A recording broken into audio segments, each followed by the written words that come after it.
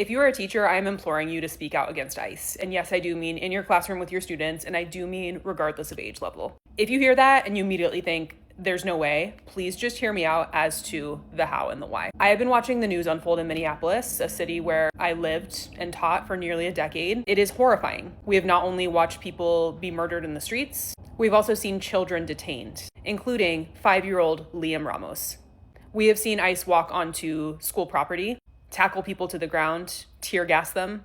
In short, we have seen this violence provide a direct threat to the work that we do, which is to support students. If you do not care about children being detained, you should not be an educator. If you do care, but you just don't know how to speak up or you're scared, that's understandable. We have been taught that we should not be political in our classrooms. We've been told that you can get fired or even sued by the district for sharing your political beliefs. But we are in a moment that necessitates courage and disobedience. Fear is how we are kept silent and compliant. It is uncomfortable and scary to speak up, but it is necessary. Why? Does it even matter what we say when people are getting murdered in the street and there's nothing we can do about it? Well, yes, it matters to our students. I can tell you that from experience. If you teach almost anywhere in the country, you are teaching students who are scared. And this is not just your undocumented students or your Latino students.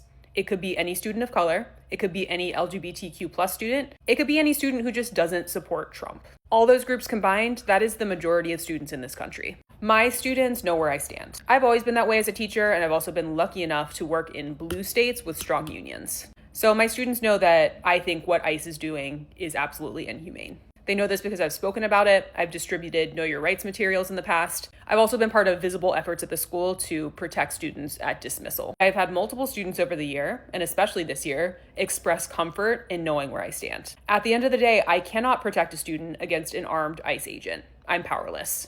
But I can let them know that I care about them and their families. I feel like love and care and support is one of the only things we can truly give right now. If you're scared to speak up because you live in a conservative area, I get it, but I think there are ways that you can subtly do it without going in guns blazing and saying, fuck Trump, fuck ICE.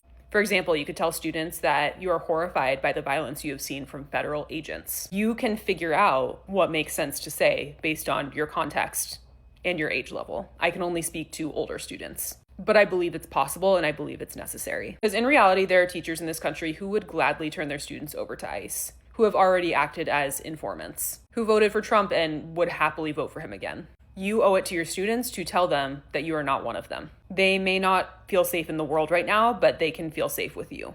Do not let fear, which has been intentionally manufactured, stop you from doing what you know is right.